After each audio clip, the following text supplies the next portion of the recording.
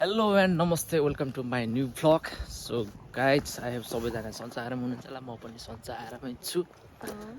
आज चाहिँ म ससुराली घरबाट चाहिँ घर जाँदैछु अस्ति आइतबार आएको आज बुधबार आज पनि बिहानै जान लागेको छु किनकि अब हाम्रो बुढी यता म्याडम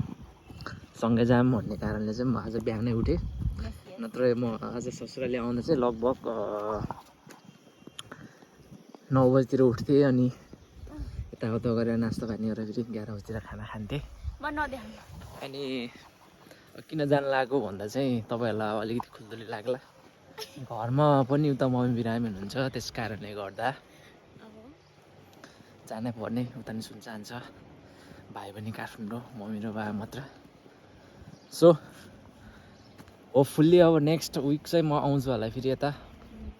ससुराली यता पनि मम्मी एक्लै हुनुहुन्छ मम्मी पनि नर्मली मान्नुहुन्छ अनि मेरो बुढीले पढाउने स्कुल चाहिँ उता देख्न सक्नुहुन्छ तपाईँले त्यो निलो कलरको मनास्लु भन्छ यो बाटो भइहाल्यो त्यो छ त्यो डुम्रेको रोड हाइवे काठमाडौँतिर जाने सो त्यही हो गाइस अब आई होप यो भिडियोलाई सबैजनाले मन पराउनुहुन्छ होला सबैले